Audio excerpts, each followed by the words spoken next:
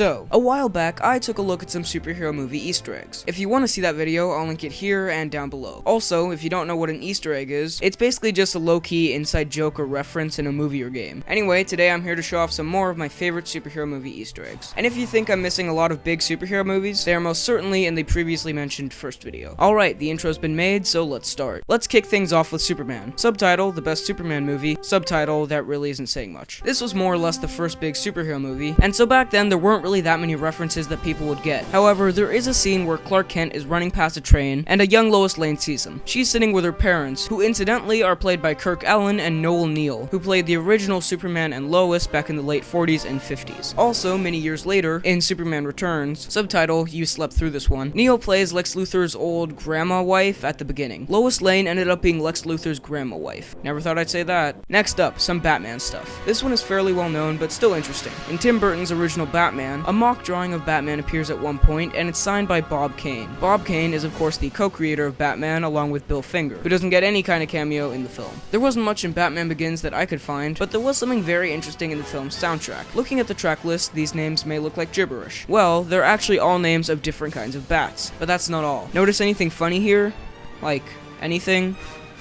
Maybe. If you still don't see it, the first letters of these songs spell out the word Batman. And now for the last Batman ones. In The Dark Knight, there are two quick little bits. One of them might not even be intentional, but in the background of the opening scene of the movie, which I might add is one of the best opening scenes in film history, there's a movie poster in the background. And guess what it's for?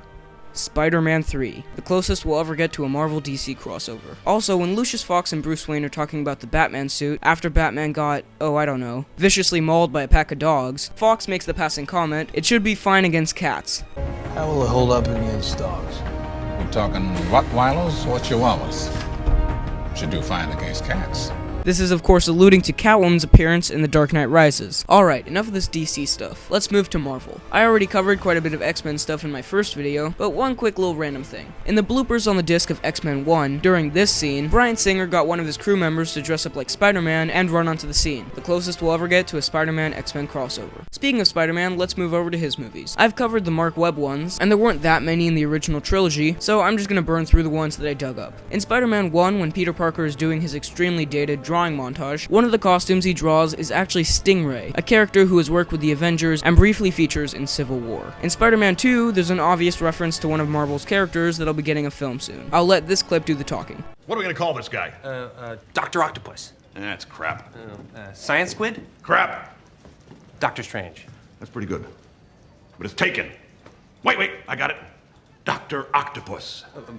And last Spider-Man egg, in Spider-Man 3, subtitle Rise of the Way Too Many Villains, we get a look at the new Goblin's lair. Here we see this thing, which is the Hobgoblin mask. Hobgoblin is like a B-list Spider-Man villain, so don't expect to see more of him anytime soon. And finally, there are a bunch of Marvel Cinematic Universe ones that I want to talk about, so I'm going to do Speed Round. I really should make a theme song for my speed rounds.